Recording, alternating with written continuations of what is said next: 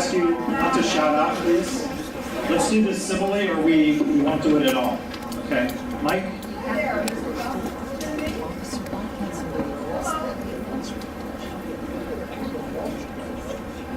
Thank you kindly for taking the questions. I have 2 minutes, right? 2 minutes. Okay, so I have two minutes and I have a few short questions. The first question I have is that the idea that you're putting out there that if you create something, sponsor, subsidize, free housing or for low income, you're somehow going to resolve the issue of housing and the place being overcrowded. Well, I will tell you from what I've seen around, that if you sponsor or subsidize anything, you're going to get more of it, not less. You're actually going to create, it's going to become a magnet because now everybody's going to want to come and get something free. Okay, first point. I would like you to comment on this if you take notes briefly. Second, how is this used? I was born and raised in a socialist country, central planning, so my question is, because I can tell the difference, what is the, how is this use of democracy, the way you guys are putting out here, how is it different than central planning governments in socialist countries? That's the second question. The third question, what is the total cost of this project? I understand it's in the hundreds of billions, but I would like a specific number, and if you can tell me briefly how much is coming from the federal government, how much comes from the state, and I'd like you to, in the light of that, to divide it by the population in the state of California, and tell us how much it comes, how much we're going to owe the taxpayer. Because you guys come in and get out of the office, but we're going to be stuck with the bill and paying with the interest. And the last sub point on this is, I hope you're taking notes, because otherwise. The last point sub point on this issue is that with a national debt that is exceeding the national GDP, with $15 trillion in debt, and President Obama is going to ask for another $1.65 trillion. We're talking about over $16 trillion, and this thing is growing exponentially. Okay. Back to the state level. Let me finish this. That's your time. Back to the state level. When the state of California is owing a lot of money, billions and billions of dollars. I would like you to tell me, with all this federal and state debt, how you guys think that you're going to spend all this money and go shopping with this grandiose plans about building, spending hundreds of billions of dollars. Okay, thank you. Thank you so much. I agree. Okay.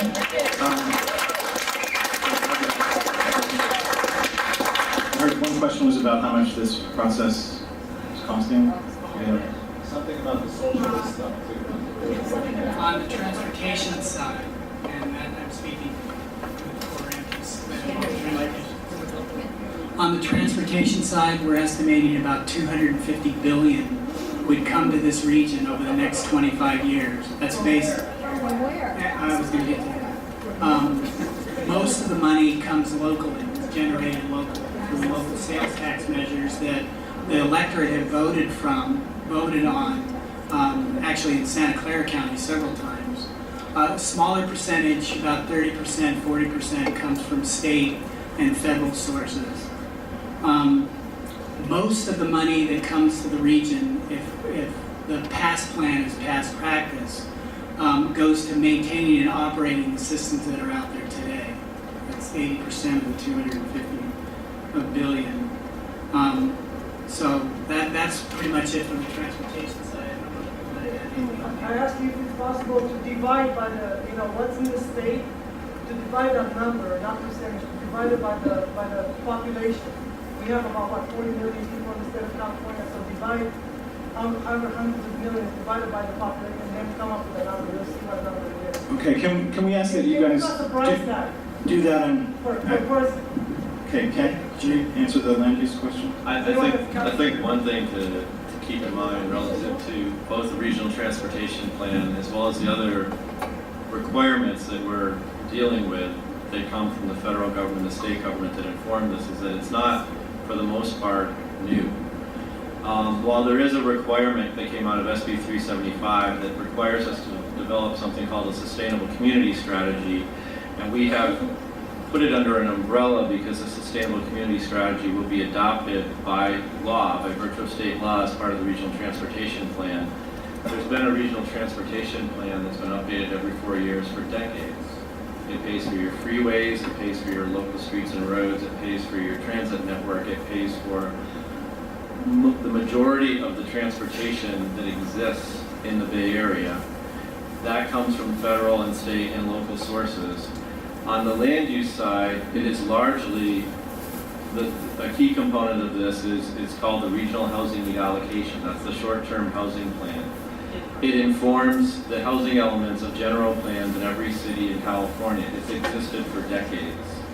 The one key change that exists relative to this plan as proposed, but again, as Commissioner Liccardo mentioned earlier, there have been no votes on this yet, is that we would have a somewhat more focused pattern to take some of the pressure off of greenfield development, to put more people in the future in terms of accommodating future growth near transit, to reduce costs and make for a more efficient use of resources.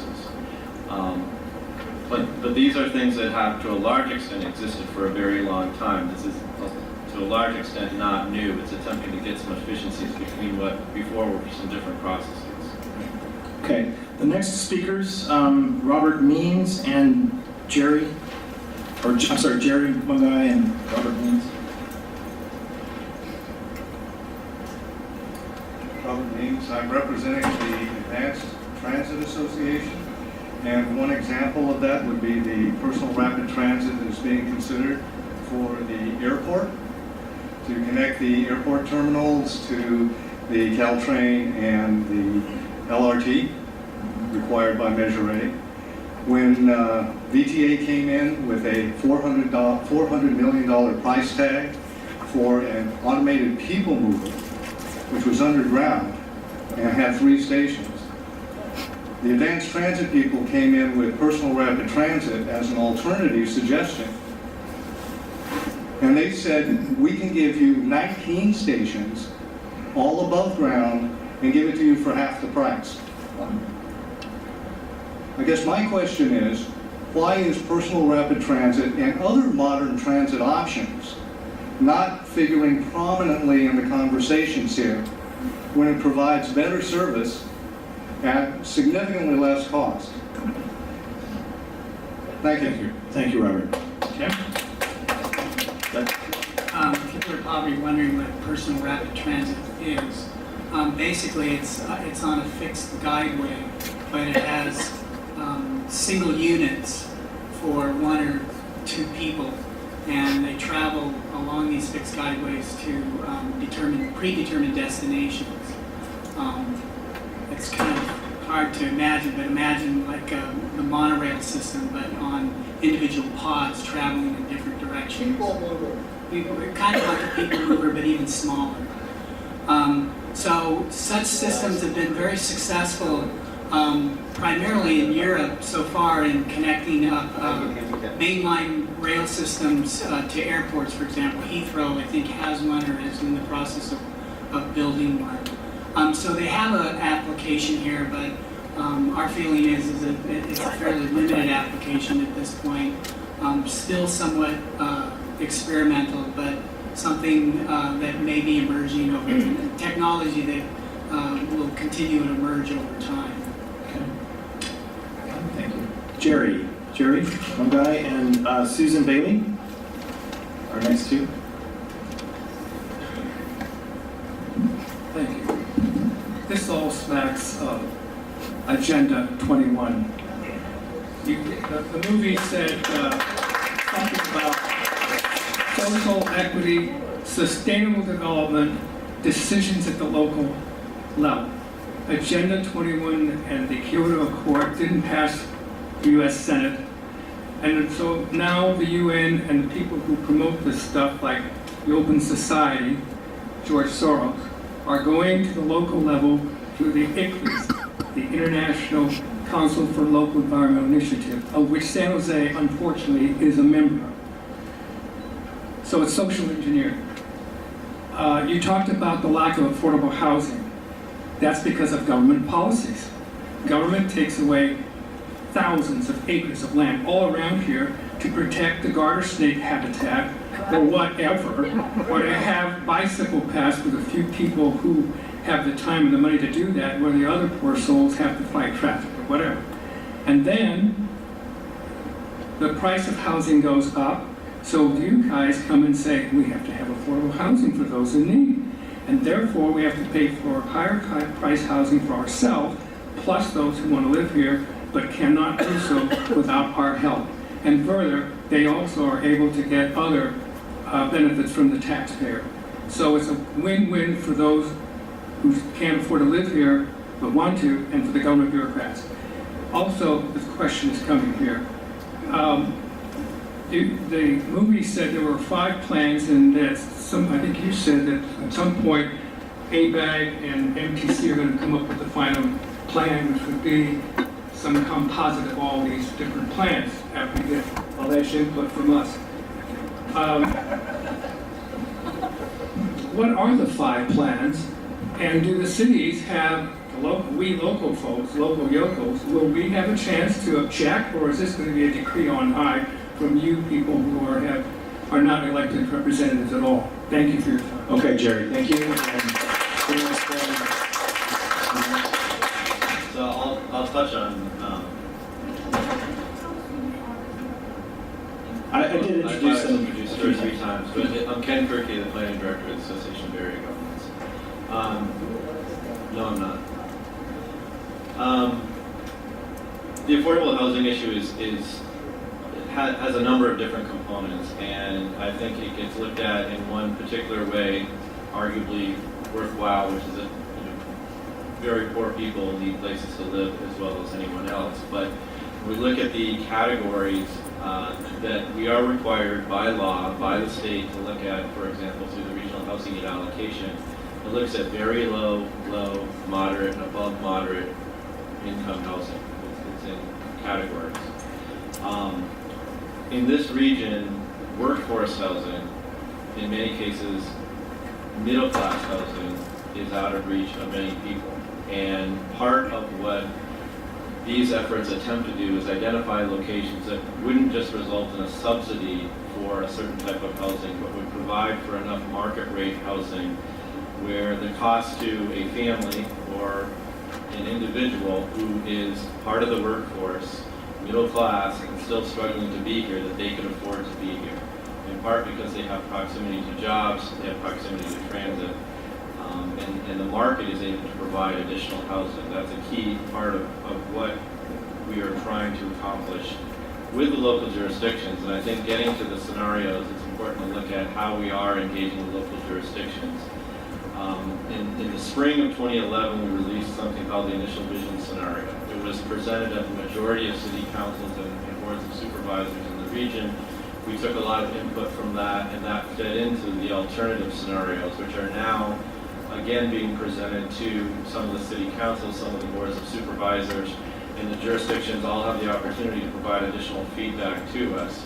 That will inform the draft preferred scenario, which again will be brought out to the jurisdictions. And part of the challenge that we face, frankly, is that in a region this large with 110 jurisdictions, 101 cities, 9 counties, it's how to have the most constructive dialogue with citizens. And the approach that we've been largely focused on is really trying to work with local jurisdictions and through jurisdictions, as well as the countywide transportation agencies, who are both closest to the decision-making on the ground, but also are the places where local land use authority resides. And that is a big part of our process. And that is how we're really trying to seek input, specific input on the scenarios and how they impact different jurisdictions.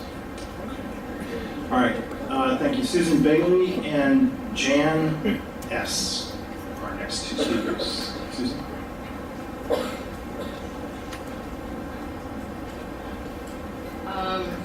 Just a little aside from the answer that you just gave. You should not have the power to decide who should get housing and at what price. Let the free market dictate. If somebody can't afford to live here, then they should move to somewhere they can afford. I have lived in San Jose for 42 years. We bought our home in 1972 for $38,000. And up to the point of 7 million, we did very well, this area growing, without all of this planning to control our lives. But now you feel like another 2 million and you just got to do it all. Greenhouse gas emissions, that's a fallacy. We need CO2 for things to grow, and green growth takes in CO2 and produces oxygen. I think oxygen is more vital to us than reducing CO2 by 7%.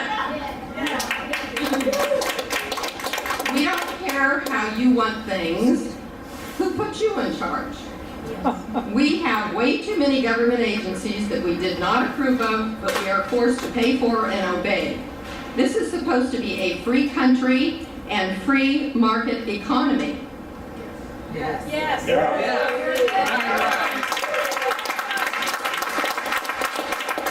We have difficult economic times due to what our government has done or failed to do. We have too many rules, regulations, and taxes. These do not encourage businesses. It drives them away or out of business. Housing prices soared because of the government forcing ninja loans, making banks give loans to people that had no income, no job, no problem. We do not believe Susan, that's your your time. prediction of Susan. sea level. Okay. That's your time. Clearly, you don't have detailed, correct information. The debt in California and at the federal level shows this. Why should we believe what you are telling us tonight? Jan's going to be our last comment for this station period. We're going to take a little break and allow the stations to rotate, and we'll pick up again in about 5 minutes. So, Jan, I feel so privileged. In fact, appreciate the dinner. Okay. I'm here because I'm a native of San Jose, and I always wondered why we have masses of empty buses running all over the city.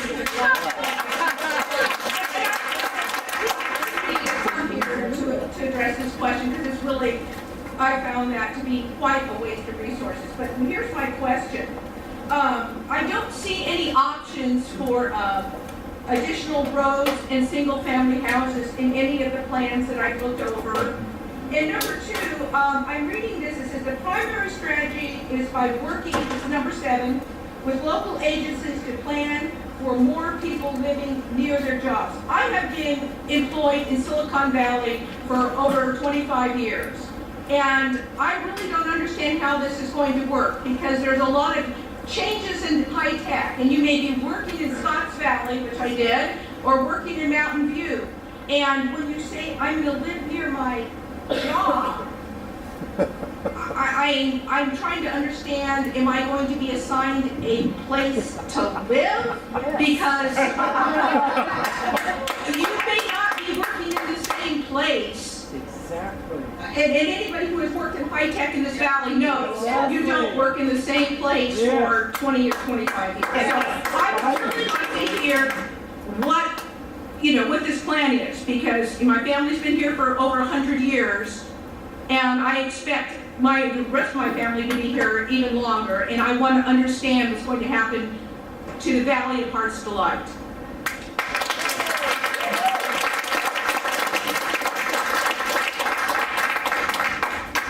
In Santa Clara County, as in the other counties, most of what is encompassed in the scenarios, the alternative scenarios that have been developed today, again, they're drafts, so no decisions can be made, incorporates local plans and neighborhood plans that have been developed here. In San Jose, for example, on North 1st Street, the city of San Jose has done a lot of work to develop a plan for both more housing and employment along this corridor, which is served by light rail. The idea being the idea being that people would have the opportunity to either live close to work in this location or have access to transit that could bring them to other locations.